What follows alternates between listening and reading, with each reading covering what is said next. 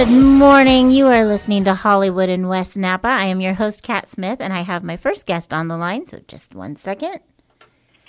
Good morning, Steve Martindale. How are you? I'm good, thanks, Kat Smith. How are you doing? I'm great. I'm so excited to talk to you. We've been just Facebook chatting for so long that I've forgotten what your voice sounds like. It's been a long time. Yeah, I used to work for the Sonoma Film Festival, of course, for half a dozen years. So yes, and so people around Sonoma may remember you from that and being around town all those times because you used to spend half the year here about. Yeah, more like a third of the year, but I was there seasonally for 6 years. Yeah, and now, and I miss you all. Oh, we miss you too, and gummy bears. Indeed, there haven't been gummy bears around the festival since you left. Yeah. There's a few things I'm sure have changed. And now you're with the Salt Spring Film Festival, which I've been perusing the website all morning, and it looks super fun. I am a big fan of documentary films, and this festival focuses on that, right? That's correct, yeah. For the last 5 years, I've been living on Salt Spring Island, which is a small island between Vancouver and Victoria in British Columbia. And we have a small festival here. It's all documentaries, as you say, and it starts next weekend, March 3rd. We just run for one weekend. So we do the Friday evening and then all day Saturday, Sunday, and we're screening about 40 documentaries. And it's much different. I visited you at the Vancouver Film Festival, which was huge. So are you enjoying the smaller scale of a festival, or do you miss that big rush and commotion? Yeah. As you say, I worked for a number of years for the Vancouver Film Festival. I think I worked there for 10 years and volunteered for 10 years prior. So it was, a couple of decades that I was involved with that festival. The big difference with a small festival is there's a lot fewer hands, and so with a big festival, your role is more restricted. You do one role. And with a small festival, you've kind of got your hands on everywhere because there's so few people to do stuff. So it ends up being a little more more hectic. Mm-hmm. But we're a small festival. We're really quite an enjoyable little festival. It's a real community event. We take over the local high school. And we screen films in various rooms in the school that we convert to makeshift theaters. And then we do something called the Social Justice Bazaar. So we invite all the local organizations to set up display tables in the central foyer area. And so all weekend there's networking opportunities, and people can mill about and learn about all the different organizations that are operating in town. That's a wonderful aspect of the festival. I was looking at that also. And just out of curiosity, what draws you, because we've mentioned 3 festivals now, what draws you, the films or the festival? What draws you to this work? Well, yeah, it's a good question. I don't know. I sort of fell into it. I started volunteering for the Vancouver Festival decades ago, it seems. Although my first festival was 1989 in Peterborough, Ontario. I worked for International Images, so I have been doing festivals for close to 35 years now. I keep thinking that I'm done with festivals, but apparently film festivals are not yet done with me. So I keep getting pulled back in just when I think I'm out. I'm happy to talk about some of the films that we're screening if you're interested. I don't know how much overlap there's going to be between our festival and the Sonoma Festival. I don't know if you were able to pick up on that, which films might be showing in both. Well, our program hasn't released yet, so I'm not sure either. But okay, I can talk about some of the higher profile films that you might be screening in Sonoma. It's guesswork now because I haven't seen the Sonoma program, but there are a number of high-profile American films that we have in our program here in Salt Spring, which you may well be screening there, and if not, people may have opportunities to see them elsewhere. Well, I would love to hear about some of them. Our opening night film on Friday, March 3rd is Still Working 9 to 5, and this is a documentary about the comedy 9 to 5 that was released in 1980. So it features Jane Fonda, Lily Tomlin, and Dolly Parton, of course. Of course. And it's fascinating. It's super entertaining. It's a really great film. And, I was an adolescent when I first saw 9 to 5 back in 1980, and I kind of thought it was a silly film. It was kind of a bit of a slapstick comedy. It was hard to take it very seriously. Mm-hmm. But all these years later, they're looking back at this documentary, looking back at this comedy and seeing how groundbreaking it was, that it addressed all these really serious issues about women in the workplace, things like sexual harassment, the gender pay gap, women being overlooked for promotions. There were some really serious issues that were addressed, but they were addressed in a comedic way. Right. And so the documentary looks at the last 40 years to see how things have improved for women in the workplace over those decades and how some things haven't really changed all that much.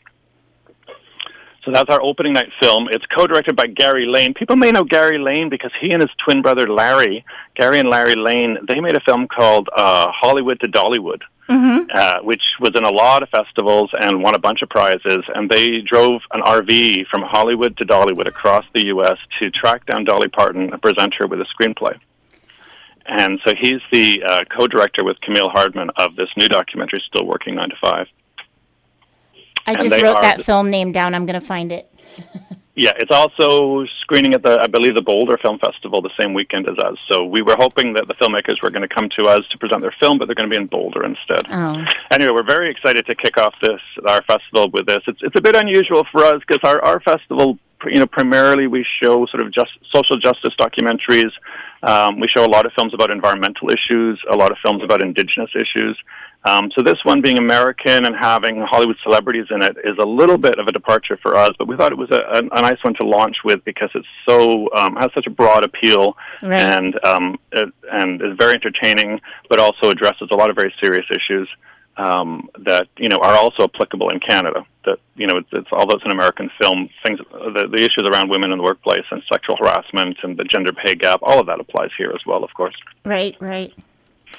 We're also screening a couple of films that have been either Oscar nominated or shortlisted for the Oscars. And first up, All the Beauty and the Bloodshed, which is by Laura Poitras. This has been nominated for an Oscar, and the Oscars, of course, are March 12th. So we'll find out soon if this one wins. The 2 nights ago was the BAFTAs, and this film was also nominated for a BAFTA prize in the UK, but the winner was Navalny, which is also nominated for an Oscar. So these two films are going head-to-head at the Oscars in a couple of weeks. And this one, All the Beauty and the Bloodshed, is about the photographic artist Nan Golden. It's an incredible film. It doesn't knock my socks off. It is about this artist, this photographer, who she documented the AIDS crisis. So she's best known for her images of marginalized people in New York during the AIDS crisis in the 80s. And after she survived all of that, she survived all kinds of things in her life, really serious, terrible intimate partner violence. She survived, and then she had surgery, and she developed an opioid addiction. Like a lot of people who, end up having medical intervention, she was prescribed opioids, and she became addicted. So she ended up overdosing and nearly dying, and when she eventually went to rehab and got cleaned up, she decided to take on the pharmaceutical industry. And she and the small group of recovering addicts, they started to shame the Sackler family, who owned Purdue Pharma, that produces OxyContin, and they protested the museums and art galleries that were accepting money from them. And it was this hugely successful campaign. Within about 4 years, they had succeeded in having pretty much every gallery and museum around the world stripping the Sackler name from their properties. And eventually they bankrupted the company. The company declared bankruptcy and was forced to pay a $6 billion fine. And this was just a small group of people mostly recovering addicts who took this on. Hello? Oh, hi. Sorry, I heard something happen in the background. Yeah, I thought something's going on my phone. Sorry about that. That's okay. So this is a great film, All the Beauty and the Bloodshed. It may yet win the Oscar. It's by Laura Poitras, who won the Oscar in the past. She made a film called Citizen 4 about Edward Snowden and his exposure of the NSA, and that film won the Oscar. And Laura was also my guest once at the Vancouver Film Festival with a film called My Country, My Country, about the U.S. invasion of Iraq. Oh, wow. So definitely people should check out All the Beauty and the Bloodshed if they have a chance to see it. We've got another film that was shortlisted for the Oscars called Last Flight Home, and it's by Andi Timoner, and she was also my guest in Vancouver once. This is a really personal film. She's made a number of very successful documentaries. She's won a ton of prizes, and she's a hugely talented filmmaker. And her father started a airline and ended up having a stroke. I think in the late 80s he had a stroke, And so he was paralyzed for about 40 years. And once California passed legislation to allow people to have assisted suicide, he decided to end his life. And so the family gathers, and she films the whole process of the extended family gathering to say goodbye to the man who's essentially the patriarch of this family. And it's an amazing film, and it was shortlisted for the Oscars. It's got all kinds of awards buzz at festivals. It's called Last Flight Home, and of course that issue is also very pertinent here in Canada. We have assisted suicide here is legal now as well in Canada, so it should be one that people are interested to check out. I'm curious about the film on the cover of the program, just because the image is so. It invokes feelings, and I'm just curious about it. Yeah, people can check out our website if they'd like to see the cover of our program. Our website is saltspringfilmfestival.com, and the cover image is from a film called Voices Across the Water. And as you say, it's a gorgeous image. We're very fortunate to be able to make use of it. It's from the film is co-produced by our National Film Board. And one of the filmmakers is joining us from Whitehorse, Yukon. She's Teresa Earle, the producer and writer, is coming down from Whitehorse to present this film. And the image is of a canoe passing through a cloud, seen from above. And if you look closely, you can see that the half of the canoe is a traditional birch bark canoe, and the other half is a more modern canoe. And so it's suggestive of moving from the past to the present. The film is about traditional Indigenous canoe making and how it's being. Some people are trying to keep it alive because the skills are being lost, and some of the Indigenous elders who still have the skill set are passing it on to younger people. And traditionally, this work was only done by men. And one of the interesting things about this film is they are passing on some of these skills to young women. Oh, wonderful. So it's one of a number of films we have about Indigenous people. They tend to be very popular at our festival. We've got probably about 8 different films addressing different aspects of Indigenous issues, mostly Canadian, although we do have a couple of films that touch on Indigenous issues that are from down under. We've got an Australian film and a Tasmanian film that I can recommend.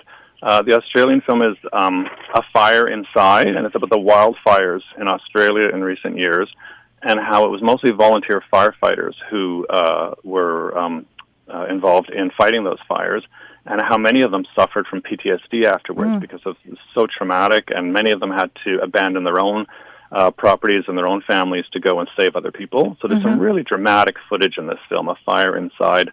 As well, they interview some Indigenous Australians, and it's about the fires and the response to the fires, but then it's also about the mental health issues that firefighters, and in this case largely volunteer firefighters, grapple with after the fact. It's a really interesting film. It's very, very well done, and some really heart-stopping scenes of the firefighters.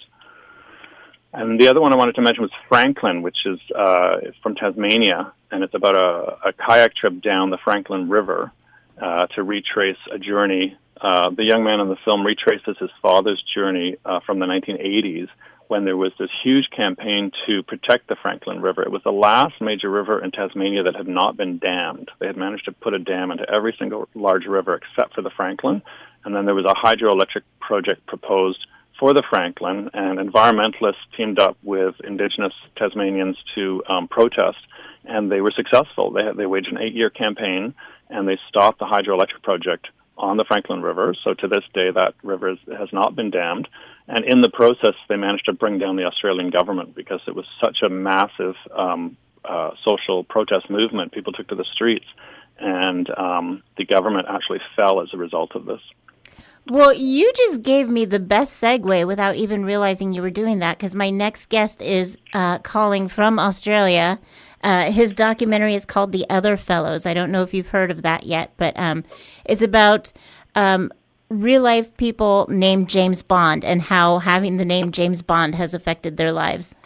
I have not heard of this film, but it's fascinating to me because I went to school with a kid named James Bond. Did you really? Yeah, in about grades 6 to 8, there was a James Bond in my class, and I always thought, well, how odd to have that name. Right. So we're going to talk to him all about what that means. But if the Salt Spring Island Film Festival sounds interesting to any of you out there listening, it starts March 3rd, so there's still time to make those travel plans and go. Do you have any advice for people maybe wanting to show up there? I know you gave the website, Salt Spring Film. Was it Salt Spring Film Festival? SaltSpringFilmFestival.com. Yeah, it's a little tricky to get to, as we don't generally see a lot of people coming to our island just to attend the festival. It's not impossible, but you have to fly into either Vancouver or Victoria, BC, and then make your way by ferry, or float plane is another option. You can take a little float plane into our harbor. But most people drive onto the ferries, and so it can be a little complicated to get to Salt Spring Island. But of course, we would welcome anybody who would like to attend. You can contact us through our website. We do have a number of filmmakers coming this year, which is a little surprising because, of course, we've had the pandemic and people weren't traveling so much. But and we're a small festival, so we don't have a big budget to fly people in. But we've got filmmakers coming from Toronto and from Whitehorse. We've got a couple coming down from Whitehorse, which is pretty far north in the Yukon. Mm-hmm. And then one that kind of surprised me, we have an American filmmaker coming from North Carolina. Jamie Berger is coming with a film called The Smell of Money about the American pork industry and the environmental hazards of the pork industry. And she is coming all the way from Raleigh, North Carolina. And she may be the furthest away guest that we have this year, so we're quite excited to welcome her. We've got about 24 filmmakers and film guests who are going to be in attendance presenting the films at our festival. Wonderful. Well, thank you so much for calling today. And I'm going to look up all of those films. They all sound fascinating. And we miss you here in Sonoma. I miss you too, Kat. I look forward to seeing you again someday. And you should tell people that we also made a short film together, Kat. Oh yes, we'll have to work on the sequel. What's in the bag, part 2? It was only 6 seconds long. We made it with Vine, yes. And then I think that might have been the cause of Vine shutting down. I think after we made that film, it might be our fault. They just decided it's never getting any better. We might as well close our doors. And that was the end of Vine. Mic drop, we're done. Also the end of my filmmaking career. Well, maybe not. Maybe we'll make a sequel. Maybe. All right. Well, got to let you go. And thanks again. Okay. Bye. Thanks, Kat. Have a good day. And we're going to take a short break and be right back.